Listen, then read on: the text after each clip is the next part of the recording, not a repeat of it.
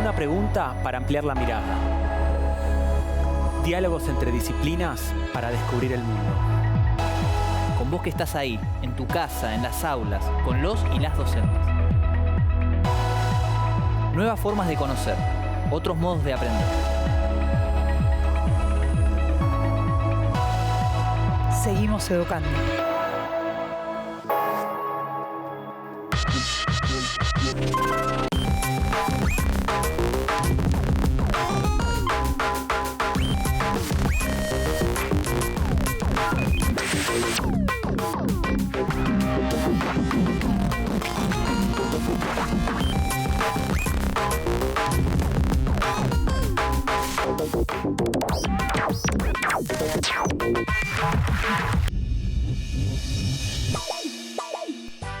Hoy con Juli, la profesora de Formación Ética y Ciudadana, y con Ale, de Geografía, nos preguntamos, ¿cuidar el ambiente es una decisión individual o colectiva?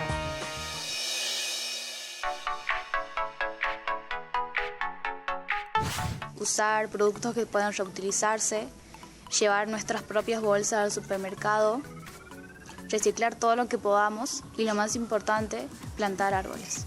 Separando la basura, por ejemplo, las cáscaras de las frutas o verduras o del huevo, separarlas y hacer compost.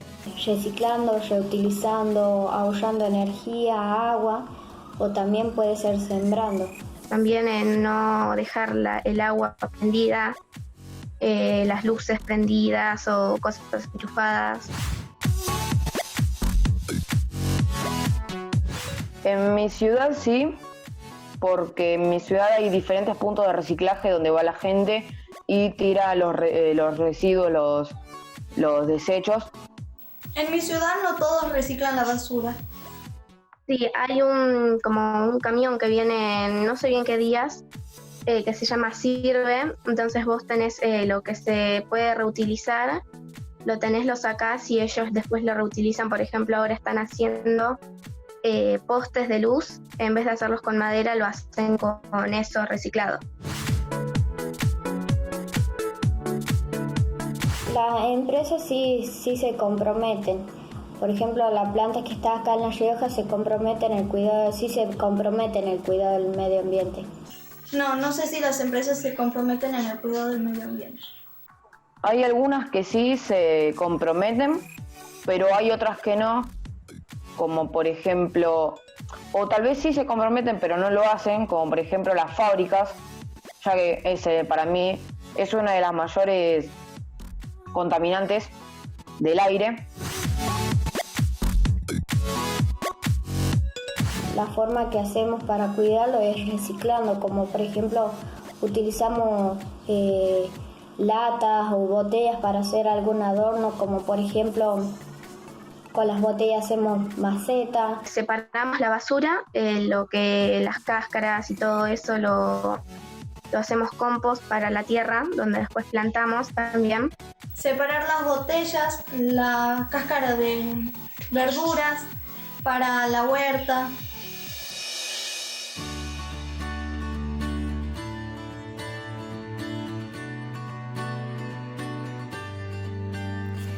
¿Quién debe ocuparse del ambiente? ¿Es responsabilidad de las personas de manera individual? ¿Tiene el Estado responsabilidad ante eso? ¿Los gobiernos? ¿Son las empresas las responsables o es una cadena de responsabilidades? Como bien sabemos, y así fue a lo largo de la historia, las sociedades han aprovechado los recursos disponibles en cada lugar con el objetivo de resolver sus necesidades y construir un entorno habitable. Además de las condiciones naturales y los recursos que cada territorio presenta, se debe tener en cuenta que la forma en que los ambientes son aprovechados varía entre distintos factores de acuerdo con la cultura, el desarrollo tecnológico alcanzado hacia ese momento y las necesidades imperantes en el contexto.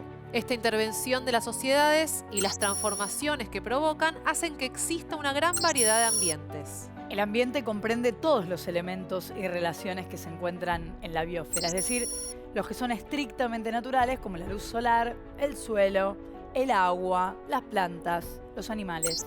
pero también incluye aquellos elementos que son el resultado de la intervención humana. Las construcciones, la luz artificial, las máquinas, las rutas. Así es posible pensar al ambiente como un concepto que abarca todos los seres vivos y no vivos que entran en interacción naturalmente, pero también de manera social y cultural.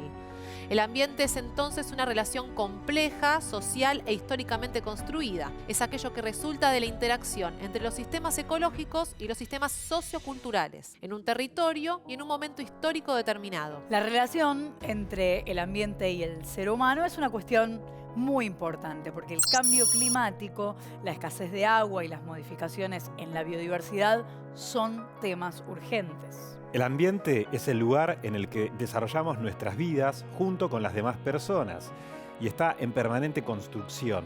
Por eso, los problemas que afectan al ambiente son problemas socioambientales. ¿Quiénes influyen en la construcción de un ambiente sano? ¿Vos, yo, el Estado, las empresas, los medios de comunicación? ¿Cada uno y cada una por su lado o debemos hacerlo en conjunto, entre todas y todos? La escuela debe ser un lugar en el que el respeto, el reconocimiento de los derechos y la participación estudiantil promuevan valores que puedan ser extrapolados al ámbito comunitario. Llegados a este punto, es importante entonces preguntarnos: ¿cuidar el ambiente es una decisión individual o colectiva?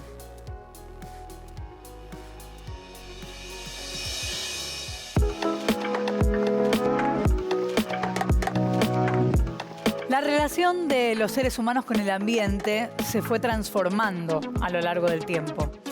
Hoy, datos de la Organización Mundial de la Salud dicen que la degradación ambiental es responsable de un 23% de todas las muertes en el mundo. En este sentido, los países de ingresos bajos y medios son los más afectados. Solo la contaminación del aire mata cerca de 7 millones de personas cada año. En respuesta a esto, en 2012, el Consejo de Derechos Humanos de las Naciones Unidas estableció algunos parámetros para que las personas puedan disfrutar de un ambiente seguro, limpio, saludable y sostenible. Este es el mundo donde vivimos, y es innegable que está sufriendo el impacto ambiental.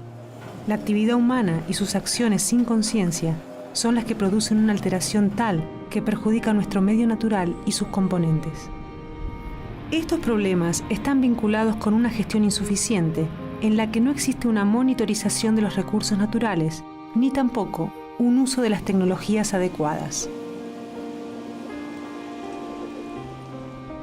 Uno de los pilares básicos del desarrollo y funcionamiento del sistema productivo de nuestro país radica en la variedad de regiones y en las posibilidades de explotación de sus recursos naturales. El intenso y descontrolado uso que se le da a estos recursos atenta contra su conservación y contra el futuro productivo de cada uno de ellos.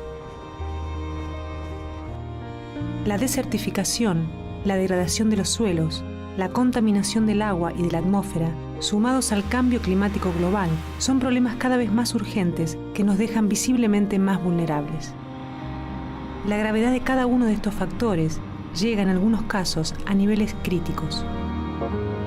Uno de los puntos fundamentales es el intercambio de conocimientos e información sobre estos temas, en particular socializando la información. Las personas que por su trabajo o su lugar de residencia pudieran encontrarse más expuestas deben recibir asesoramiento para saber cómo manejarse y al mismo tiempo deben ser el eje de medidas activas que busquen llevarles una mejor calidad de vida. También es importante que todas y todos los ciudadanos asumamos una postura activa y comprometida desde cada uno de nuestros lugares para cuidar y reclamar por el cuidado del ambiente. Lo concreto es que las cuestiones ambientales se manejan mejor con la participación de todas y todos los ciudadanos interesados. Si más personas cuentan con una información confiable y válida, en la que aparezca una pluralidad de voces que aporten múltiples miradas sobre el tema, más herramientas tendrán para entender los problemas ambientales y para actuar en consecuencia. Es importante decir que el acceso a la información en general, y ambiental en particular, es un derecho, así como también la participación ciudadana en los aspectos comunes. Otro aspecto muy importante es la protección en ámbitos laborales. Todos los trabajadores y las trabajadoras tienen derecho a recibir información, por ejemplo, sobre los elementos que manejan. Ni esas trabajadoras y trabajadores ni sus familias deben sufrir problemas de salud, directa o indirectamente, como consecuencia de su trabajo. Esto significa que todas las personas deben tener acceso a la información ambiental. Eso está contemplado en 2 acuerdos regionales vinculantes. El Convenio de Aarhus, en Europa, y el Acuerdo de Escazú, en América Latina y el Caribe.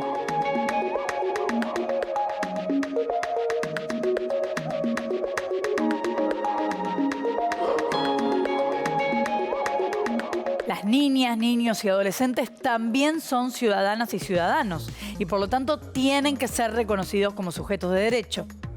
Ellos también deben desarrollar sus actividades en un ambiente sano y diverso.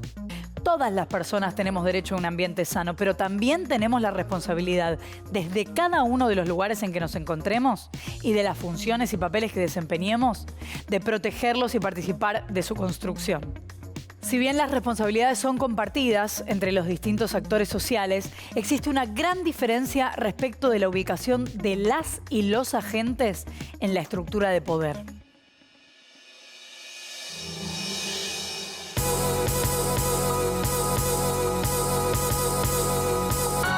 Está claro que más allá de los grandes esfuerzos que hacen muchas personas en todo el mundo, el planeta sufre una crisis ambiental importante. Así es. Y esta crisis deja al descubierto la necesidad de replantear nuestros esquemas sociales y culturales, pero también jurídicos, políticos, económicos y tecnológicos. Algunas de las instituciones y de los principios en torno a los cuales se desplegó el aprovechamiento del medio durante la mayor parte del siglo XX resultan escasos para solucionar la situación actual. Claro, pensá que los grandes avances tecnológicos y los descubrimientos de la ciencia, si bien son destacables en sus logros, no siempre se transforman en beneficios para la sociedad. Más allá de los desarrollos de la ciencia y la técnica, un aspecto central que debemos evaluar es qué hacemos como sociedad con esas transformaciones. Es exactamente así, y desde la modernidad se ha asociado la idea de desarrollo a crecimiento económico a costa de la sobreexplotación de la naturaleza y de los bienes comunes.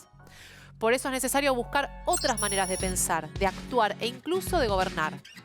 En este sentido, es necesario que los estados dialoguen con las sociedades utilizando los mecanismos y canales que los mismos reconocen y que nos permiten ejercer una ciudadanía responsable.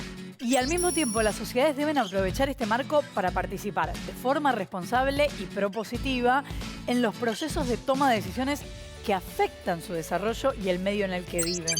Un importante avance en este sentido tuvo lugar en 1992, cuando se aceptó el concepto de desarrollo sustentable como un nuevo paradigma de desarrollo mundial. El término de desarrollo sustentable se introduce por primera vez en el informe Brundtland en 1987, también conocido como Nuestro Futuro Común, definido como aquel que satisface las necesidades del presente sin comprometer las necesidades de las futuras generaciones. Aquí se introduce una fuerte reflexión respecto a la cuestión intergeneracional y se revisa el concepto clásico de desarrollo para que pueda ser entendido desde el paradigma de la sustentabilidad. El desarrollo sustentable implica, entre otras cosas, la incorporación del conocimiento científico ambiental en la toma de decisiones políticas.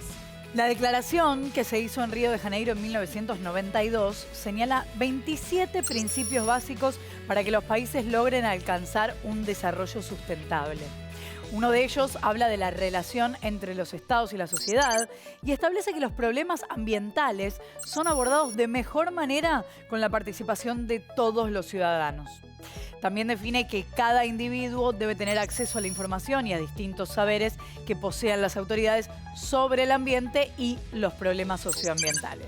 Este principio supone que los ciudadanos deben ser parte activa de la discusión de los problemas y opciones para el desarrollo de su comunidad. De esta manera, el paradigma del desarrollo sustentable debería potenciar la democracia representativa con más y mejor participación de todos los sectores de la sociedad. Para que estas ideas se cumplan, es fundamental hacer llegar la información a la sociedad. Más allá de Internet, enorme fuente de información, es necesario programar un acceso efectivo a esta información por parte de la población. ¿Y qué mejor lugar para empezar en ello que la escuela? Este acceso casi ilimitado, sin embargo, todavía no salda las grandes distancias que existen entre la ciudadanía y la información. Como ciudadanas y ciudadanos tenemos derecho a conocer y comprender los asuntos que afectan a nuestras vidas. Si no podemos entender qué sucede, es muy difícil participar en la sociedad de manera responsable y activa. Además, es fundamental que sean escuchadas y tenidas en cuenta las experiencias de las poblaciones afectadas, ya que muchas veces suelen silenciarse e invalidarse por no estar científicamente comprobadas. Acceder a la información y comprenderla son aspectos básicos para poder participar en la toma de decisiones sobre asuntos ambientales. La información confiable y veraz sobre los problemas ecológicos y la forma en que actúan las autoridades gubernamentales a partir de ella son elementos que deberían ir de la mano. Entonces, ser escuchadas y escuchados, tener información, que esa información esté accesible y se ponga en discusión para que podamos estar informados y así participar más. Y ya lo sabemos, si participamos podemos colaborar a mejorar el ambiente en el que vivimos.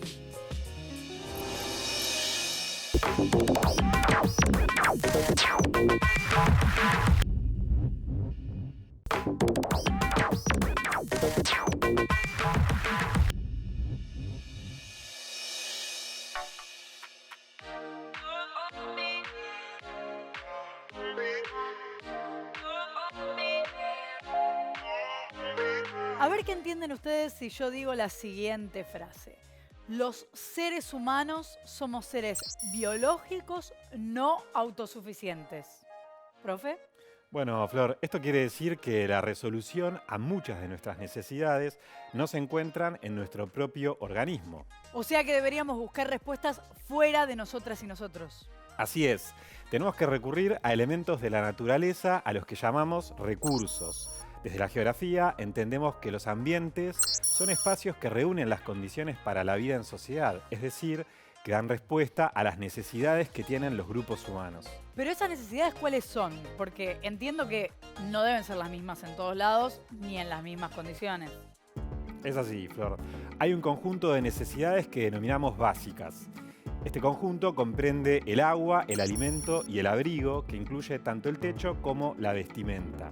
Son necesidades básicas porque sin ellas puede estar en peligro nuestra vida. Si hay necesidades básicas, entonces me da la sensación de que debe haber otras. No digo que menos importantes, pero sí que sean complementarias, ¿no, profe? Sí, estás bien orientada. Estas necesidades las podemos llamar secundarias y fueron apareciendo en la medida en que las sociedades fueron cambiando. Como ejemplos, te podemos nombrar el esparcimiento, los servicios urbanos y domiciliarios. Y fue en la búsqueda de satisfacción de ambos grupos de necesidades que aparecieron, como resultado de una compleja construcción social, los ambientes. Ahora, profe, intuyo que, aunque las necesidades sean parecidas en todas las sociedades, no todos responden a ellas de la misma manera. No sé, pienso en un mismo grupo etario, pero viviendo en dos países muy distintos. Van a reaccionar de manera muy distinta, ¿no?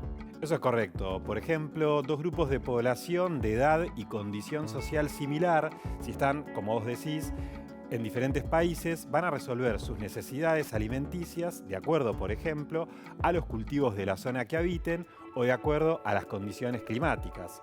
También hay desigualdades ambientales y territoriales dentro de la misma región, incluso país, provincia, jurisdicción. O sea que la naturaleza tiene influencia en la construcción de los ambientes.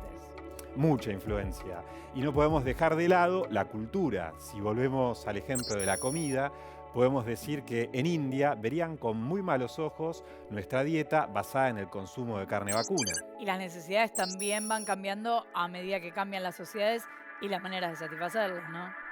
Está muy bien pensarlo así porque esto nos demuestra que los ambientes son resultado de la intervención o la aplicación de la técnica. Por ejemplo, lograr que un espacio se vuelva habitable. Pensemos en un lugar con un arroyo que se desbordaba permanentemente.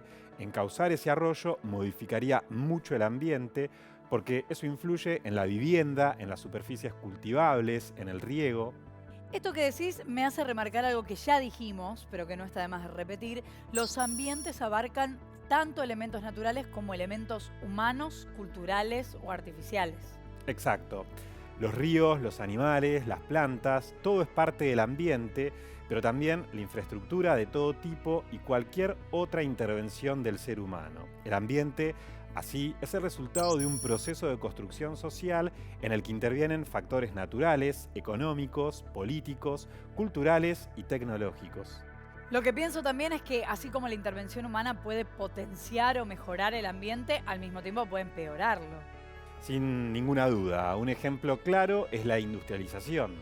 Desde sus comienzos en la Revolución Industrial, en la segunda mitad del siglo XVIII, hasta nuestros días, las fábricas generaron en los ambientes un constante deterioro. El sector industrial trae beneficios, claro, pero también genera muchos problemas ambientales. La lista es larga. Calentamiento global, contaminación del aire y del agua, acumulación de residuos, deforestación, y así podríamos estar un largo rato. Es evidente que se han hecho y se siguen haciendo muchas cosas mal, ¿no? Sí, es importante tener presente que las empresas también son actores sociales fundamentales en la conservación y preservación del ambiente. Para que una empresa sea sostenible, es necesario que genere valor económico, ambiental y social a corto y largo plazo, y que contribuya al aumento del bienestar tanto presente como futuro.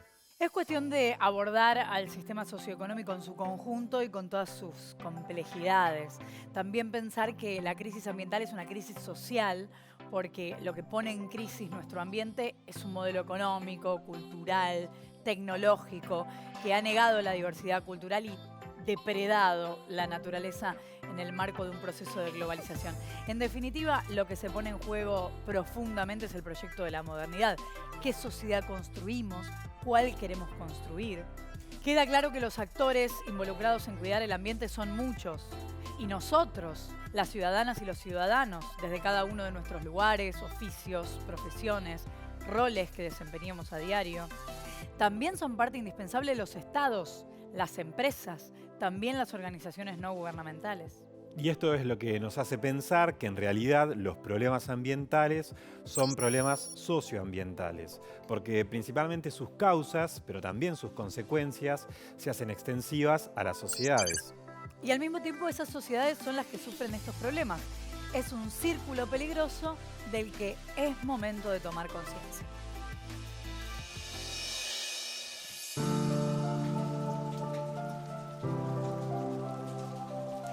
Un aspecto interesante del tema que estamos conversando es que los problemas ambientales, incluso los de escala global, no afectan a toda la población por igual. ¿Es así esto, profe? Sí, Flor, es así. Esos problemas no generan las mismas consecuencias en los países desarrollados o centrales que en los periféricos o subdesarrollados. En muchos casos, esto se debe, entre otras cosas, a que en los países centrales se sancionaron leyes muy estrictas sobre el cuidado ambiental, y esto llevó a que los procesos productivos de mayor riesgo fueran desplazados hacia regiones más vulnerables. Y por otro lado, es lógico pensar que esos problemas ambientales tampoco afectan de la misma manera al interior de cada sociedad o de cada región. Como ya mencionamos, hay desigualdades ambientales, hay desigualdades territoriales dentro de la misma región, incluso país, provincia, jurisdicción. Por ejemplo, las trabajadoras y trabajadores son quienes tienen mayores niveles de exposición. Lo mismo sucede con las personas que viven cerca de basurales o en áreas industriales. Profe, venimos planteando que los ambientes son el resultado de un proceso de construcción social y que la defensa y la protección de esos ambientes nos compromete a todos y todas como colectivo, como sociedad. Pero, ¿se están tomando medidas al respecto? Bueno, a nivel global, las Naciones Unidas tienen un programa para el cuidado del ambiente que postula que éste sea reconocido como un derecho humano fundamental. En esta línea proponen actuar en varios frentes. Por ejemplo, gestionar racionalmente los residuos y productos químicos, mejorar la circulación de conocimientos e información referida a estos temas, proteger a la población trabajadora, establecer sistemas de cooperación y control a nivel global. En cuanto al tema puntual de la contaminación, ¿qué datos tenemos que saber? Bueno, de acuerdo a los datos de la Organización de las Naciones Unidas, cerca de un 97% de las ciudades de los países subdesarrollados presenta contaminación del aire. Es un número altísimo y alarmante. Lo que preocupa es que hay personas y sociedades que no pueden evitar estar expuestas a la contaminación, no es algo que puedan decidir. De hecho, la mayor parte de la población mundial está expuesta involuntariamente a sustancias y desechos peligrosos. Así aumentan las posibilidades de desarrollar enfermedades a lo largo de su vida. Un dato también preocupante es que la exposición a riesgos ambientales puede comenzar antes del nacimiento. El plomo en el aire o el mercurio en los alimentos puede tener efectos a largo plazo.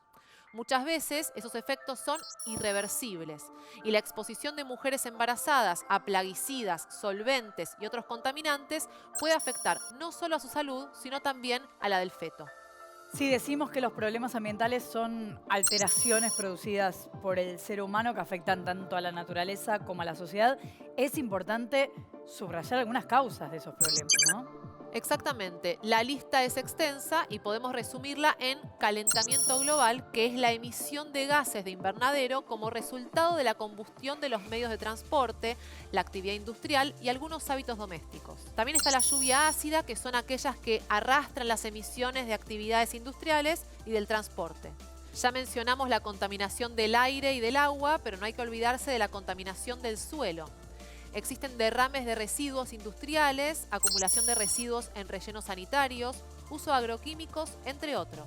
Uf, era extensa en serio la lista. Exactamente. Y si te digo que todavía no nombré la acumulación de residuos, la deforestación, la desertificación y la extinción de especies o la pérdida de biodiversidad. En ese caso me quedo más preocupada, pero como decían las abuelas y los abuelos, no solo hay que preocuparse, sino también ocuparse. Recordemos que mediante la fotosíntesis, las plantas generan oxígeno que pasa al aire. Cuando quemamos el biocombustible, le estamos devolviendo al ambiente el carbono que las plantas utilizaron.